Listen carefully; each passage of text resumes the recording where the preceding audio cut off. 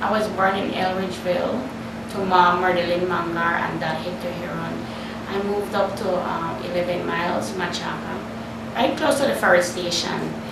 And we lived on a 30-acre farm where we had cows and pigs, chickens, dogs. And we were one big happy family.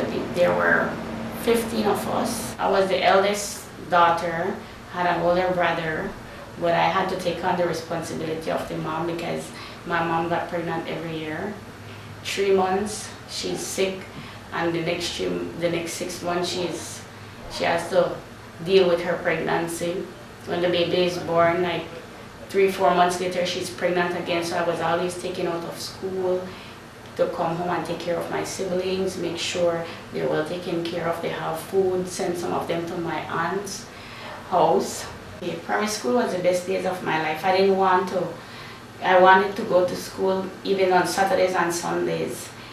And I remember when I was in standard 1, the teacher told me and another girl, that we don't have to read because we're way advanced in reading. We can go and stuff toys, and we enjoyed doing that even though we wanted to read, Well, I wouldn't have been able to go to high school if my uncle didn't come. He gave me a $10 and I took that and I got a uniform out of that. I took my brother's books. But in those days, my dad didn't believe that education was important and girls should go to high school. But I went to high school. At that time, it became challenging because I had to work on weekends, work holidays, make sure that the food was cooked.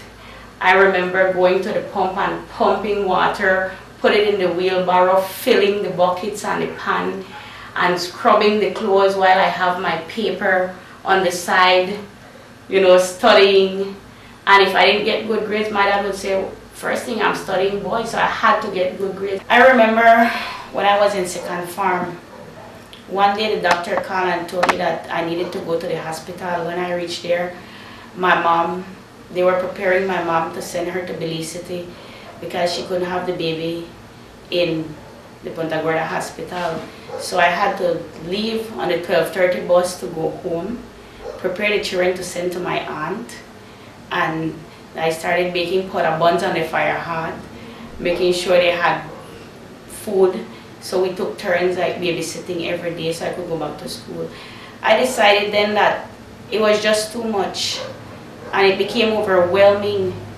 About the weekend jobs, school, the responsibilities of the home. So I decided that, guess what, I can't do it anymore and I'm going to quit school. But quit school for the moment, and one day I'll make sure I go back to school. So I moved out. I left home when I was 13 years old and I moved around. But in the back of my mind, I always wanted to go back to school. I always yearned for knowledge. So I started buying books, and for the week I read like 2 books, 2 really thick books. And I used those books as a guide. And the big words that I found, I went to the dictionary and I made sure that I learned the words and the meaning of those words so I could use them in conversations. 9 years later, well, actually it was all those times I applied to different schools to try to get into a school. Well, 1 year I applied and I went to Overcame Technologies to do computer classes. It was computer classes, but it was in the form of a school, so I felt happy doing it, because I wanted school. 9 years later, I applied at St. John's College Extension on Regent Street, and I got the opportunity to go back to school. I did only 1 year, and it was only math and English, but I didn't like math, so I didn't pass the math. I didn't practice math much, but I love English so much. But I applied for St. John's College Junior College, and I went to school there, and then I went back and I took the athlete the following year. I passed the math, so I was in St. John's College Junior College for 1 year. Then I graduated from St. John's College Extension. So I had no background, absolutely no experience in writing essays and stuff, but I was very determined And I remember at the time, the study skills teacher, he told me, he said, this is not an essay paper. I said, but teacher, I don't know how. I said, please help me to write an essay paper. So he helped me. He went to my house and he helped me. And I remember one day I called this young lady and she was like, Mona Lisa, they don't teach you how to write an essay. I said, but no, not in sixth form. And I remember pulling out this paper out of the garbage. And I kind of feel embarrassed, but you know, I wanted to learn. So I pulled the paper out of the garbage and I remember like going to sleep like 2 o'clock in the morning, just trying to figure out how to write a paper. I took the paper to school and I gave it to, that time the English teacher was Miss Angie Moody. And she said, Mona Lisa, it's just so amazing, you know, you did a good job and you got a B+ on this paper. 4 years after I walked into St. John's College Extension on Regent Street, I graduated from St. John's College Junior College 6th form with a GPA of 3.63. I overcame all the obstacles. I excelled in writing essays, math. I came to love math. I love math so much.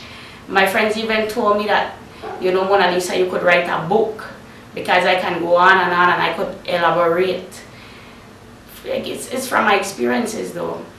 But now I'm working at Belize Elementary School and my passion is for kids. I love when the kids learn. My reward is when I see them learn. It's my passion.